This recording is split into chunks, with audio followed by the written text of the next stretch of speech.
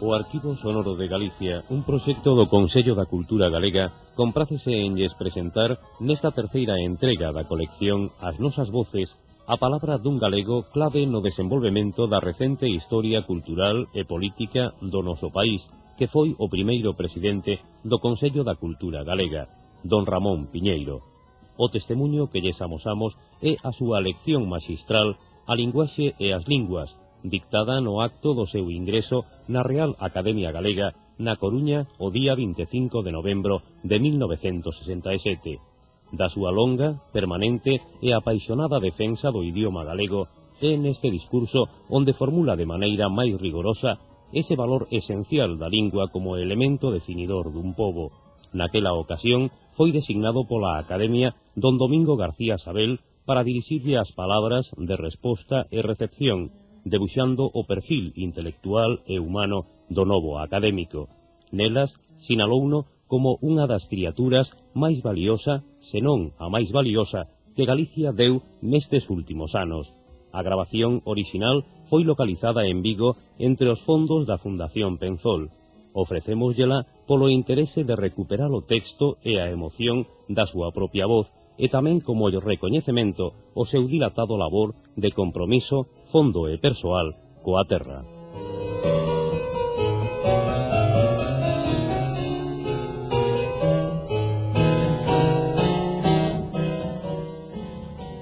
A linguaxe e as linguas.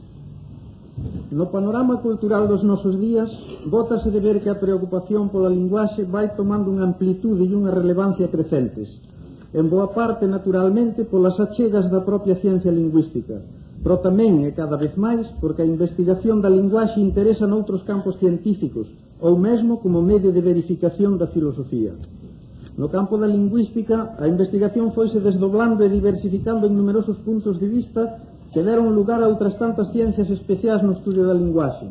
Mentras uns orientan as súas escudas cara a dimensión estrutural, outros orientan a cara a dimensión fonolóxica ou cara a dimensión semántica.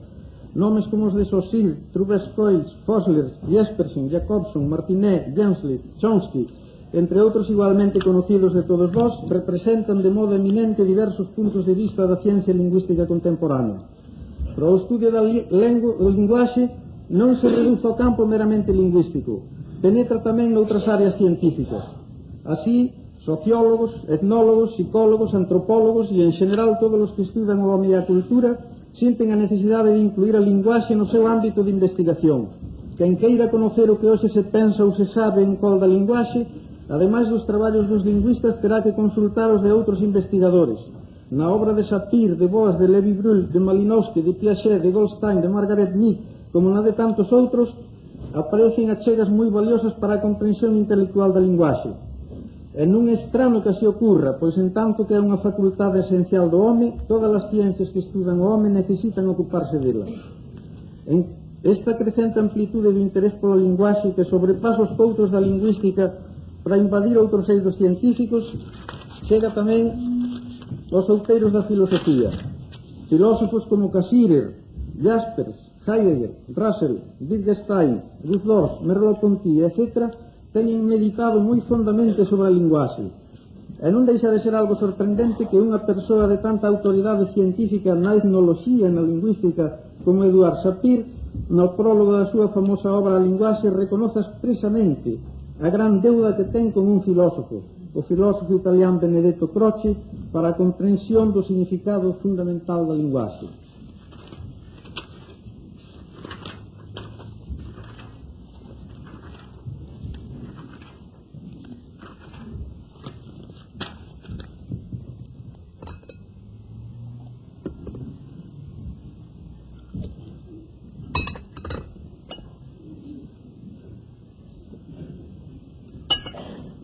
Despois de teremos aludido á importancia da linguaxe na cultura contemporánea, deberémonos deter a considerar a linguaxe mesma.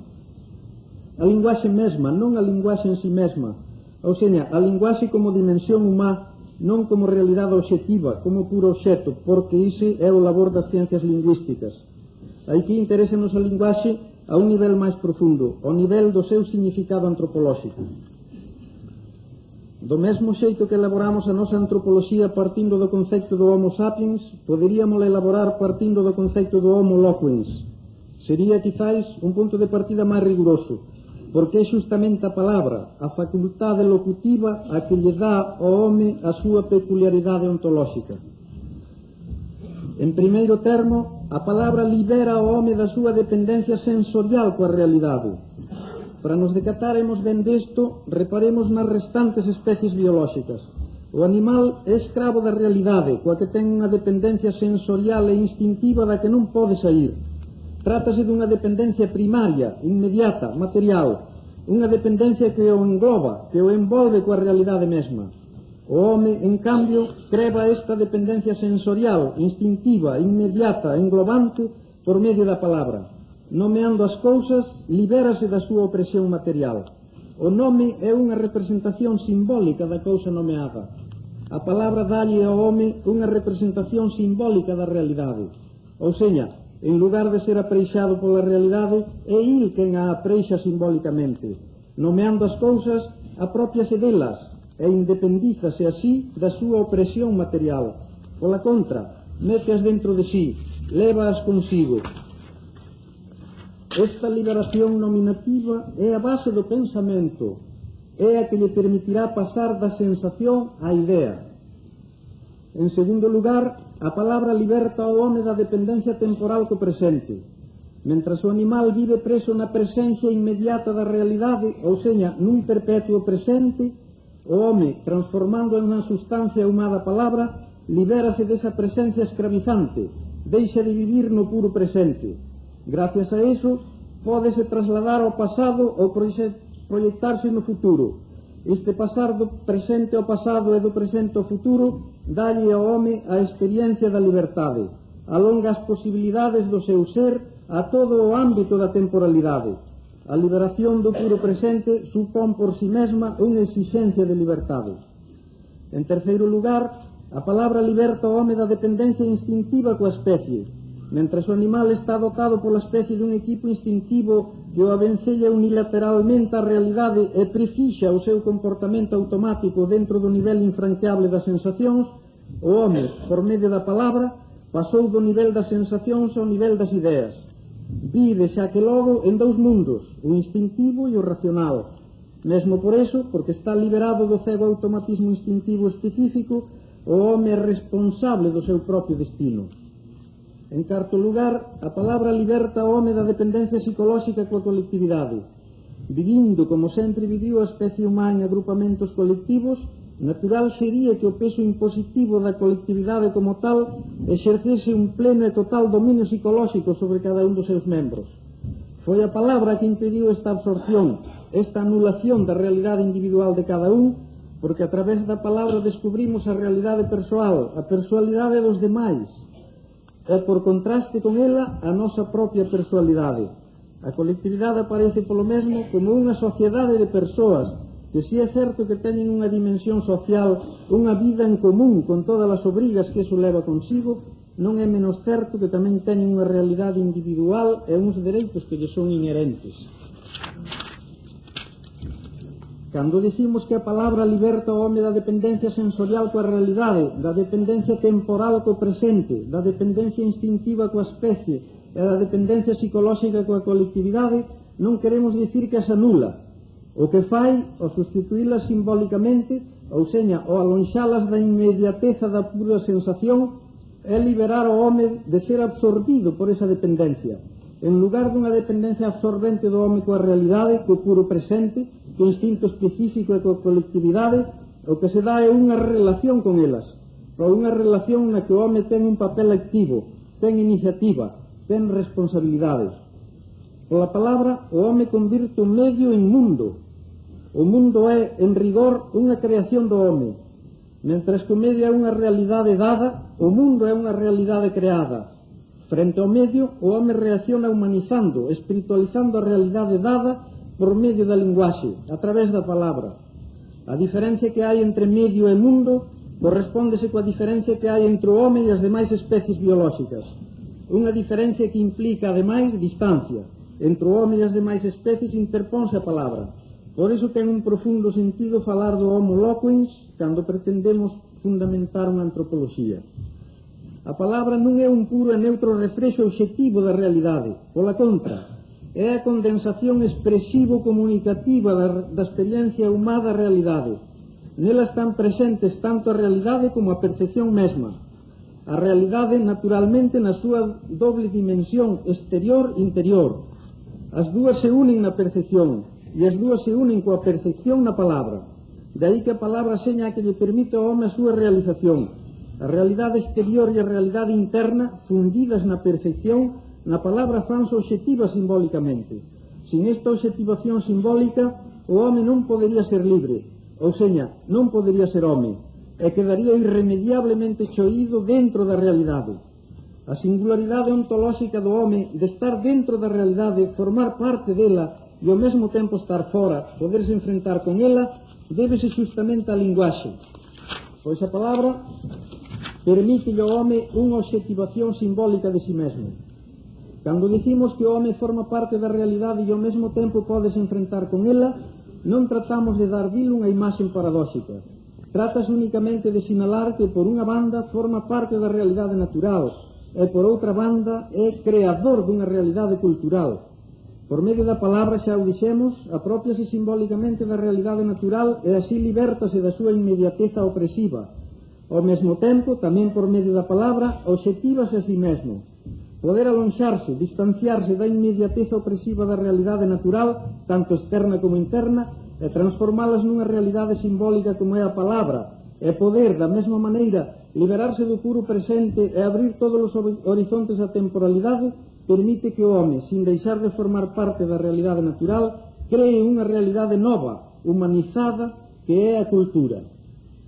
Se o home, como lles ocorre ás outras especies, permanecese choído na realidade natural, como elas estaría inmobilizado na experiencia inmediata, sin outra fonte de conocemento. E como a experiencia é privada de cada un, todos estaríamos condenados a repetir as mesmas experiencias e a adquirir da mesma maneira os mesmos limitadísimos conocementos que a experiencia individual pode dar. Mas vele que o home, por non estar choído dentro da realidade natural gracias á linguaxe, pode convertir a experiencia privada en conocemento público. Ao facer comunicables, transmisibles os saberes nados da experiencia individual, xurde un saber colectivo en continuo enriquecemento, ou seña, nace a cultura, a realidade cultural. Pero a realidade cultural é tan esencial ao home como a realidade natural. O seu ser, o ser do home, afinca nas dúas. Do mesmo xeito que o seu patrimonio natural lle ven dado biolóxicamente, o seu patrimonio cultural ven lle dado idiomáticamente. Estas son algunhas das consideracións que se poden facer cando pensamos na significación antropolóxica da linguaxe. Aínda dentro do seu limitado desenrolo, abondan para sinalar a importancia que ten para o home. Ora, a linguaxe como tal é unha facultade humá. No terreo da realidade concreta, o que verdadeiramente temos son linguas. Do mesmo xeito que o concepto de humanidade só a cada realidade viva a través dos numerosos povos que a compoñen, o conceito de linguaxe só a cada realidade viva a través das linguas que se falan. Esa unidade ideal que teimosamente percura e elabora a nosa intelixencia, na realidade da vida toma sempre a forma da pluralidade. A interna forza creadora da vida así o exixe e así o impón. E a linguaxe, claro está, ten unha dinámica vital porque está enraizada na vida humana. Con razón teñen insistido neste punto notables lingüistas, entre os que agora podemos lembrar a Charles Bailly. A realidade da linguaxe son as linguas.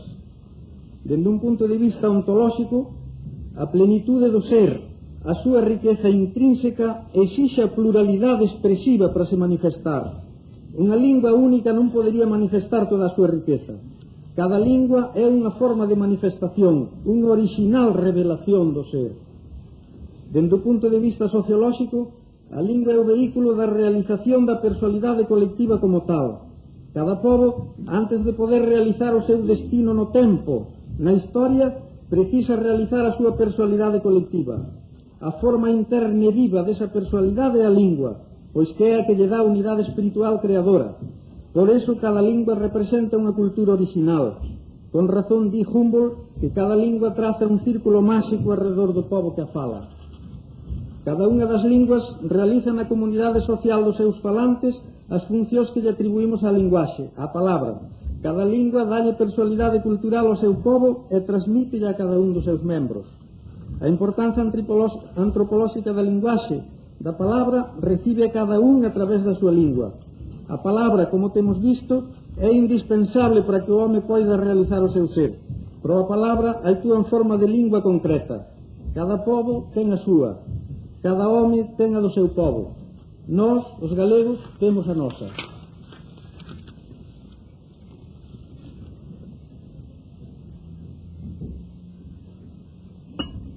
Despois de teremos considerado a importancia que a linguaxe acadou como preocupación cultural e de teremos reparado na súa significación antropolóxica a través das linguas concretas en que se realiza, xa nos podemos preguntar: que ocorre coa nosa lingua? Cal é a actitude do pobo galego verbo da súa lingua? Ben podemos reparar unha miga neste problema, no que interveñen varios factores de confusión que debemos aclarar. Non imos ocuparnos agora de todos, escolleremos algúns dos que coidamos máis importantes. Quizás conveña reparar en 3 prexuicios que para os identificarmos chamaremosles: A. Prexuicio sociolóxico. B. Prexuicio lingüístico. C. Prexuicio ideolóxico. O prexuicio sociolóxico. Este prexuicio nace das vicisitudes históricas do idioma. O feito de que durante varios séculos o galego teña sido arredado de toda a vixencia oficial e reducido á condición de lingua oral popular, tiña que producir, e produciu, claro está, unha profunda discriminación sociolóxico-idiomática. Se a lingua do poder, a lingua da cultura e a lingua do prestixio social era a lingua oficial, mentras que o galego era só a lingua coloquial do pobo traballador, a divisoria lingüística convertíase inevitablemente en divisoria social. As minorías donas do poder político, do poder económico e do prestixio cultural, da autoridade social, en suma, utilizaban a lingua oficial como arma de distinción, como signo de superioridade. Paralelamente, a gran comunidade popular, ausente de todas as formas de poder e de todas elas víctima, quedaba sometida á experiencia contraria, ou seña, a da inferioridade idiomática. Mesmo porque a lingua é a que define a personalidade colectiva, o grupo social que se considera superior tende a manifestar a súa superioridade por medio da diferenciación idiomática. Todos sabedes, por exemplo, que na Rusia anterior á gran revolución do ano 17, a nobreza doitaba falar entre sí en francés. Coa diferenciación idiomática, os grupos dominantes tratan de alongar a súa prepotencia dentro do terreo político, económico e social dentro do terreo espiritual. Non conformes con seren máis poderosos, queren, ademais, ser superiores. E para os que teñen o poder, a maneira máis doada de se faceren superiores é inferiorizando os dominados. Tal foi a experiencia que a comunidade social galega padeceu durante séculos. Esta discriminación social por medio da diferenciación lingüística tivo como resultado o complexo colectivo de inferioridade que tan arraizado está na alma galega. Un complexo que se transmite de xeneración en xeneración e que, mesmo por eso, chegou a ser un rasgo característico da nosa psicoloxía. Un complexo que nos grandes sectores da masa popular tomou a forma de resignada pasividade e nas minorías, igualmente acomplexadas, que quixeron fuxir desa pasividade resignada, tomou a forma de autodesfiguración mimética, da renuncia á personalidade propia e a asimilación imitativa da allea. Deu, pois, 2 resultados: a aceptación pasiva resignada da inferioridade por unha banda, a fuxida imitativa do alleo pola outra. Nos 2 casos, servilismo resignado no primeiro, servilismo mimético no segundo, sentimento de inferioridade e comportamento servil. Velaí as graves taras psicolóxicas do pobo galego. Mas o pobo galego non é responsable, senón que é víctima de tales taras psicolóxicas. Víctima por doble camiño, polo das causas e polo das consecuencias. Verbo das primeiras, teñamos en conta que o sentimento de inferioridade naceu do abofamento idiomático, que non foi creado senón padecido polo pobo galego. Verbo das consecuencias, reparemos en que o doble servilismo, da resignación e do mimetismo, ademais de desgazar ao pobo galego nesas 2 formas negativas de comportamento, impídelle a súa plena realización ou impedirlle a confianza colectiva en sí mesmo. Este prexuicio sociolóxico antigalego de tan remoto orixe, de tan persistente acción e de tan graves resultados debe de ser o obxectivo máis urxente dos nosos esforzos de promoción de Galicia. Só así poderemos liberar o noso pobo do sentimento colectivo de inferioridade e dise doble servilismo da resignación vencida ou da fuxida mimética.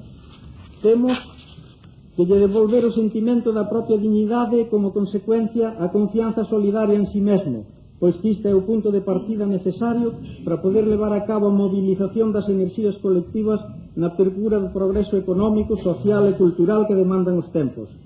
A transformación económico-social de Galicia ten que afincar nunha previa revolución espiritual que a libere, que a desentangarañe das taras psicolóxicas que a veñen eivando xeración tras xeración. O prexuízo lingüístico. Chamámoslle así a esa opinión escéptica que con diversos matices dubida das posibilidades do noso idioma apoiándose en algúns feitos obxectivos que en general pódense reducir a estes tres: o polimorfismo dialectal, a anarquía ortográfica e o desprestixio social. Considerémolos un por un.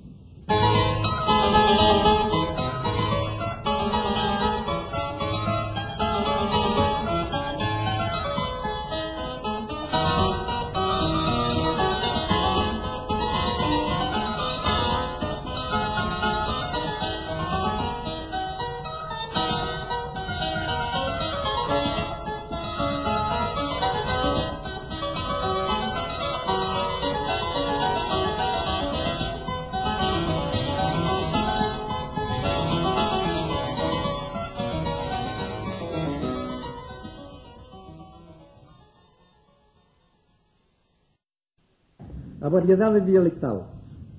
Certamente, unha ollada de conxunto sobre o mapa do galego vivo ofrécenos un acusado panorama dialectal. Non minten xa que logo os que sinalan o feito. O que ocurre é que no plano oral ese feito é común a todas as linguas. Todas, en canto falas, son semellantes a redes dialectales non só na súa extensión xeográfica, senón tamén nos estratos sociais. As investigacións da socioloxía lingüística poñen de manifesto que nunha mesma cidade, poñamos por caso Madrid, París, Londres ou Nova York, fálanse modalidades distintas das respectivas linguas a según os estratos sociais que se investiguen. O dialectalismo non é unha característica privativa do galego, senón que no galego dase igual que nas demais linguas faladas. A diferencia está en que o dialectalismo oral do castelán, do francés ou do inglés están como ocultos pola lingua escrita, cuya unidade normativa sírvelle de máscara ao dialectalismo oral. O castelán escrito, o francés escrito ou o alemán escrito teñen unha unidade que ningún deles ten na súa realidade oral. O galego escrito, en cambio, aínda non ten esa unidade normativa e máis ben refrexa a diversidade do galego falado.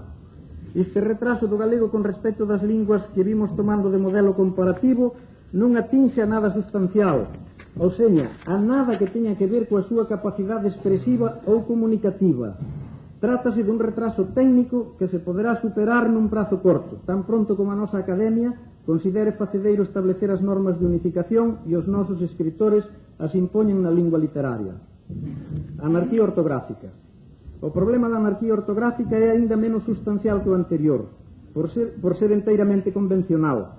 Resolverase da mesma maneira. Tanto a unidade normativa como a unidade ortográfica son, digamos, a vestimenta externa do idioma, o seu ornato. É certo que unha lingua culta requere a vestimenta, o ornato da cultura. E nós temos incorporado o noso idioma ás funcións máis requintadas da cultura sin nos preocuparemos de sustituir a súa coroza labrega de xungos polo manto académico de liño. Compre facelo. Temos que o facer. Farémolo sin grandes dificultades. O desprestixio social. Dos tres argumentos en que se apoian os escépticos, o da unificación da lingua escrita e o da unificación ortográfica non teñen gravedade e están en vías de solución. Ten moita máis importanza porque é realmente grave o terceiro argumento, o do desprestixio social do idioma. Xa o vimos antes, cando consideramos a súa xénese e as súas tremendas consecuencias psicolóxicas, o complexo colectivo de inferioridade. Frente a ese feito, os primeiros en reaccionar foron os intelectuais. En lugar de seguir o camiño da resignación humillada ou da evasión mimética, afirmaron a persoalidade galega. Elevando a lingua popular a lingua de cultura, comenzaron a loita contra o sentimento de inferioridade, ou seña, comenzaron a loita pola dignificación espiritual do noso povo. Pero esa loita, para acadar o triunfo, ten que ganar dúas batallas idiomáticas, a do prestixio cultural e a do prestixio social.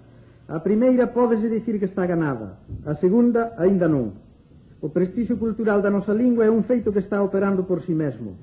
a súa incorporación á universidade e o interés que o seu estudo desperta na mocedade culta son signos patentes de que no ámbito da cultura foise anulando o complexo de inferioridade idiomática. Ora, o núcleo activo consagrado aos valores da cultura é sempre minoritario e o seu poder de irradiación nunha sociedade predominantemente rural como é a galega resulta inevitablemente lento. De aí que a batalla do prestixio cultural e a do prestixio social non vayan apareadas. A batalla do prestixio social preséntase máis difícil. Sobre a base de un sentimento colectivo de inferioridade herdado xeración tras xeración, actúa a presión castelanizante dos xornás, da radio, da televisión, da escola e agora tamén da Igrexa. Máis grave que a influencia dos xornás, da radio ou da televisión é a influencia da escola, porque actúa conflictivamente sobre a psicoloxía dos nenos galegos ao desconocer e polo mesmo negar, humillar a súa personalidade espontánea no que ten de máis xenuíno e entrañable, a expresión idiomática. Unha escola que prescinde da lingua materna, da lingua usual, da lingua na que aprenderon a falar e na única que poden expresarse os nenos, dará como resultado do seu labor estes dous froitos: abafarlles a súa personalidade íntima e meterlles na cabeza máis ou menos conocementos de tipo intelectual. Pero unha pedagogía que por unha banda lesiona profundamente a personalidade do neno, porque lle tolle a íntima confianza en sí mismo, e por outra banda dalle conocementos puramente abstractos, é unha mala pedagogía, porque é contradictoria cos seus fins propios. Non é menos grave, no tocante ás súas consecuencias negativas, a actitude idiomática da Igrexa. Moito máis sorprendente por non se tratar de unha institución estatal como a escola, nin polo mesmo obrigada a seguir criterios políticos na práctica litúrxica. Con todo, seguiunos. Porque o feito é este: 2/3 da poboación de Galicia desenvolven a súa vida persoal, a súa vida familiar e a súa convivencia social valéndose do galego como medio de expresión e de comunicación, e o resto da poboación é normalmente bilingüe, con predominio usual dunha lingua ou da outra a según os distintos estratos sociais. Este feito aí está. Non foi creado por nós hoxe.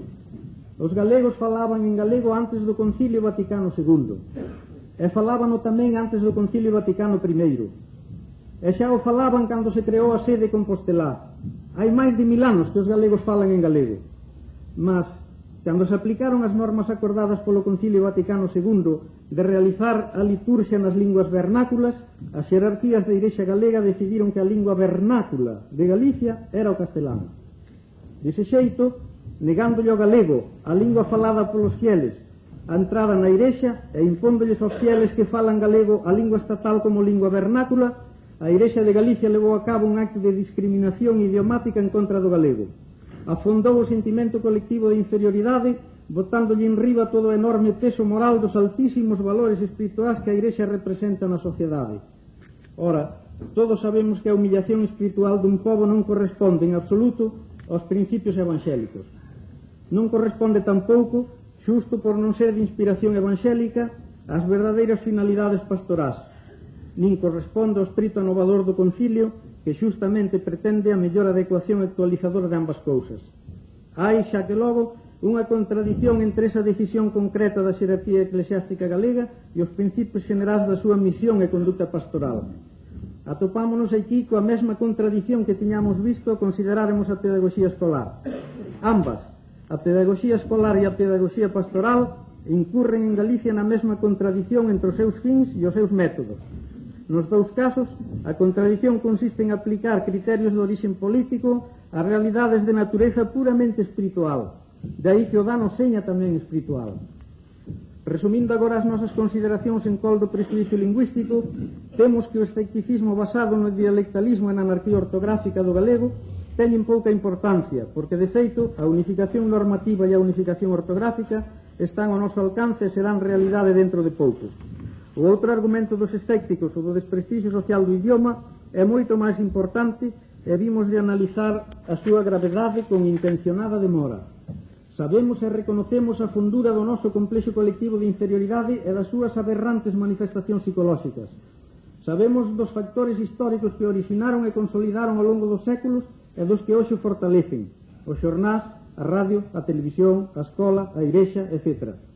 Non pechamos os ollos á realidade, pero entendemos que unha valoración ponderada da verdadeira situación non conduce ao escepticismo. Basámonos nos seguintes feitos. 1. A reacción contra os efectos destructivos do complexo colectivo de inferioridade xa se iniciou e xa ganou a primeira gran batalla, a do prestixio cultural da lingua. A incorporación oficial do galego como materia de estudo na nosa universidade e o terense prestado varios institutos das nosas cidades para que nas súas aulas se leven a cabo cursos de lingua galega son manifestacións ben evidentes dises progresos. Nunca antes de agora tiña ocurrido tal feito. 2. O espírito marcadamente social do noso tempo creará a plena identificación moral das minorías preparadas coa masa popular do noso pobo. A poboación campesiña e mariñeira de Galicia, o mesmo que as masas populares dos demais países, recibirá a solidaridade positiva, axudadora, que se deriva do sentimento de xusticia social que caracteriza o noso tempo, e que é, digamos, o gran ideal moral do século XX, como se bota de ver en todas as correntes doutrinais do pensamento contemporáneo, incluído naturalmente o das encíclicas dos papas. A realización da xusticia social en Galicia exixe dúas cousas: redimir espiritualmente ao pobo galego do seu complexo de inferioridade para que poida ser realmente un pobo, e redimilo materialmente do seu atraso económico para que poida vivir dignamente. Para o poñeremos en condicións de conquerir o necesario progreso económico social, temos que redimir previamente das súas taras psicolóxicas seculares. A arma redentora é o idioma, pois que o idioma foi a arma que se utilizou para crealas. A conciencia social do noso tempo será, pois, un factor poderoso, decisivo, contra o desprestixio social da nosa lingua. 3. Algúns dos factores que presionan contra o galego, por exemplo, o xornal ou a radio, teñen iniciado a súa contribución, que sin duda aumentará en favor do prestixio cultural e social da lingua. 4. A contradición pedagóxica da escola, polo imperativo interno dos seus propios fins e pola exixencia externa da xusticia social, terá que se resolver en conformidade coas pautas universais do bilingüismo. 5. A contradición pastoral da Igrexa é, sin lugar a dúbidas, unha situación transitoria. O pulo anovador e vivificador do concilio non fixo máis que comenzar. Non hai que se sorprender de que, en algúns casos, se apliquen medidas dispostas polo concilio interpretándoas con mentalidade preconciliar, como ocorreu no caso da nosa lingua vernácula. Non pensemos que hai intención negativa. Non a pode haber. Os cambios profundos de mentalidade requeren certo tempo para se acomodaren á nova visión da realidade. Moito do noso clero, sobre todo de idade madura, neste problema da lingua popular está aínda na fase da asimilación da nova mentalidade conciliar. Pero o pulo anovador do concilio sigue e seguirá actuando. Da man dese pulo conciliar, a lingua galega será lingua litúrxica como todas as demais. Non hai, como vemos, razóns de tipo fundamental para o escepticismo verbo do futuro idiomático. Pola contra, o panorama que se albisca é realmente esperanzador. O prexuízo ideolóxico. Quédanos aínda o terceiro dos prexuícios, o que chamamos prexuízo ideolóxico. Chamamos ideolóxico porque vai asociado a un tipo de ideoloxía que, en nome do progreso, refuga a pluralidade idiomática por coidar que debe ser sustituída pola vixencia de unha única lingua universal. Xa o noso Curros batiu con ese problema, que resolveu, por certo, adaptando as ideas aos sentimentos e propugnando que se ha de haber unha única lingua, que é a lingua seña galego. Neste problema da lingua universal hai que señalar dous puntos de vista distintos. Un puramente científico, que conciba a posibilidade de unha lingua universal que sirva para a unificación dos conceptos de todas as ciencias, ou que sirva de clave universal para ese mundo cada vez máis complexo da cibernética. E outro, máis ben ideolóxico, que ve na supresión das diversidades lingüísticas e na implantación da lingua única universal unha necesidade do progreso da humanidade. O punto de vista científico, isto é, a tentativa de chegar a dispor de un instrumento comunicativo que poida dar unidade ao patrimonio conceptual das innumerables ciencias, ou ben, máis modestamente aínda, que sirva para facilitar a plena eficiencia técnica das máquinas electrónicas, responde a unha necesidade real da civilización contemporánea. Os sabios que se preocupan deste problema saben moi ben que se trata de un instrumento esencialmente lóxico, racional, denotativo, que de ningún xeito pode sustituir as funcións propias da verdadeira lingua. Simplemente percuran a elaboración dun instrumento intelectual apto para a coordinación comunicativa do extraordinario desenrolo da actividade racional humá, tanto no terreo do saber teórico como no do poder tecnolóxico. A este instrumento intelectual chámaselle analóxicamente lingua. En realidade trátase dunha metalingua, pero nin pretende suprimir nin podería sustituir as linguas propiamente tales. Con un exemplo podemos aclarar o que tratamos de dicir. Se pasamos do campo do racional ao campo do sentimento, atopámonos con un medio de comunicación que é a música. Podemos dicir que a música é unha lingua universal, unha metalingua, para expresar os nosos sentimentos. Pero a música non pretende suprimir nin podería sustituir as linguas propiamente tales. Completamente distinta é a actitude do ideólogo supostamente progresista. Este quer a supresión de todas as linguas e a conseguinte implantación dunha lingua única para toda a humanidade. Coida que ixe é o camiño do progreso, e por iso se considera a si mesmo progresista. Aquí dáse un doble erro, o de identificar progreso con simplificación e o de supor que unha lingua é unha realidade puramente técnica. O conceito de progreso só ten verdadeiro sentido se está referido ao home, se equivale a enriquecemento do patrimonio material e espiritual do home en orde ás posibilidades de realización do seu propio ser. O progreso significa enriquecemento dos valores humanos nos distintos niveles da súa sutil e complexa totalidade. Non significa simplificación, senón complexidade cada vez máis sutil. O que ocorre é que o ideólogo progresista non toma o home na súa complexa totalidade senón nun dos seus niveles, o nivel da racionalización operativa. Aí sí que se dá a tendencia á simplificación, e o noso ideólogo, por ter il de seu unha mente simplista, identifica o progreso técnico co progreso en sí, e fai do ideal técnico o modelo óptimo para o home. O seu inxenuo simplismo mental non lle permite ver que a racionalización ou simplificación técnica é un produto da razón humá, e a razón humá non é máis que unha das dimensións do home. O progreso refírese ao home como totalidade complexa. Por eso a súa medida non está nin pode estar na pura técnica, está na cultura. A técnica e a cultura non son a mesma cousa. A técnica é un produto da razón. A cultura é unha creación do home en canto totalidade complexa. O erro do ideólogo pseudo-progresista consiste mesmamente en tomar unha cousa por outra. Este primeiro erro explica o segundo, o de considerar que a lingua é un instrumento meramente técnico, e polo mesmo unificable, simplificable a escala universal. Como queira que as grandes simplificacións sempre teñen un certo poder de seducción nas mentes pouco críticas, esta idea, como tal idea, faise atractiva a certo número de xentes. Pero, atractiva ou non, trátase dunha idea utópica. Xa distinguimos antes entre linguaxe e linguas. A linguaxe é unha facultade específica do home, a súa facultade locutiva. A forma en que a linguaxe se realiza, toma realidade concreta, son as linguas. A linguaxe é un concepto abstracto que só ten realidade nas linguas. E as linguas, cada lingua, son o medio de expresión e de comunicación do home. Ou seña, son a sustancia viva da creación cultural e, polo mesmo, da propia realización do home. Home, lingua e cultura son tres cousas consustanciais. Ora, o home é un ser en permanente actividade creadora, en constante dinamismo evolutivo, e mesmo por eso capaz de progreso.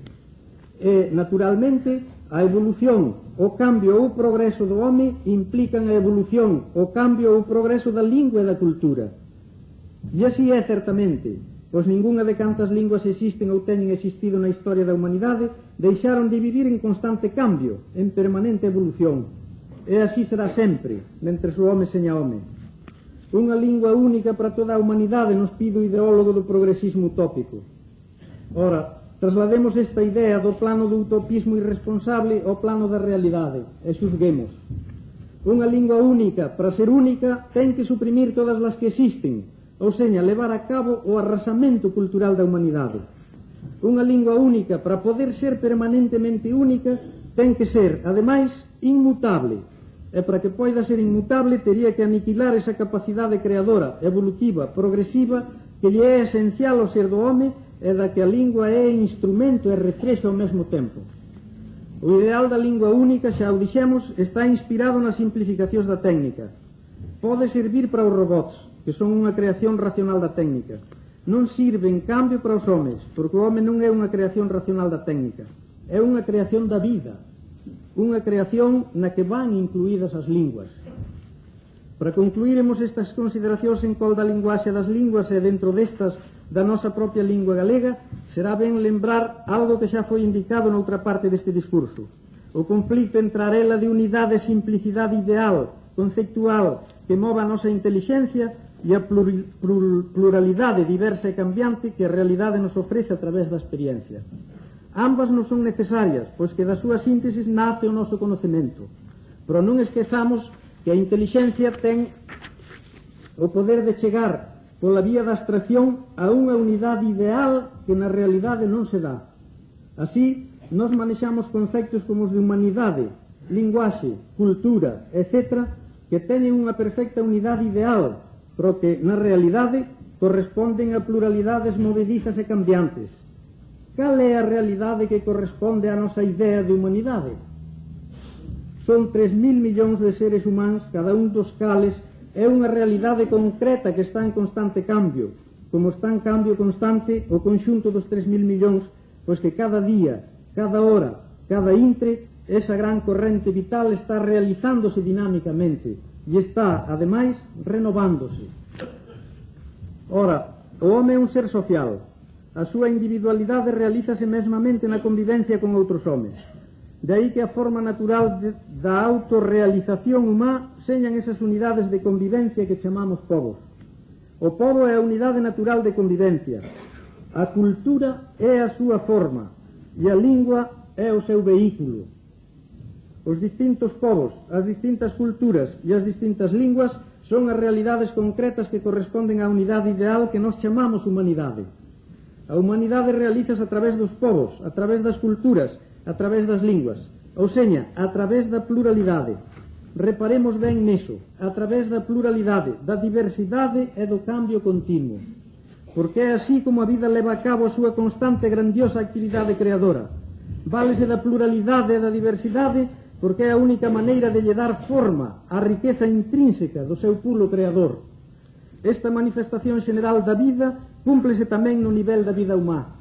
De aí que povos, culturas e linguas señan as unidades concretas, as formas de realización dese nivel.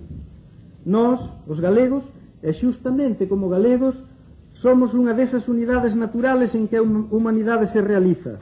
Somos unha das formas de expresión do pulo creador da vida humá. Porque somos un pobo dotado dunha lingua e polo mesmo dunha cultura, somos unha realidade orixinal dentro do patrimonio humano. A nosa misión consiste en facer que esa realidade orixinal acade a súa plenitude. Somos os responsables de que prospere ou fracase unha creación que a vida humá expresa a través de nós.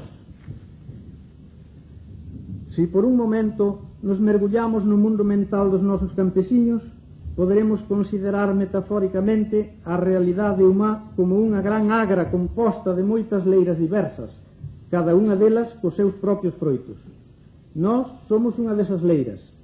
O noso destino, a nosa responsabilidade, é cultivala e ofrecer os seus froitos orixinais ao patrimonio cultural humano. Dixe.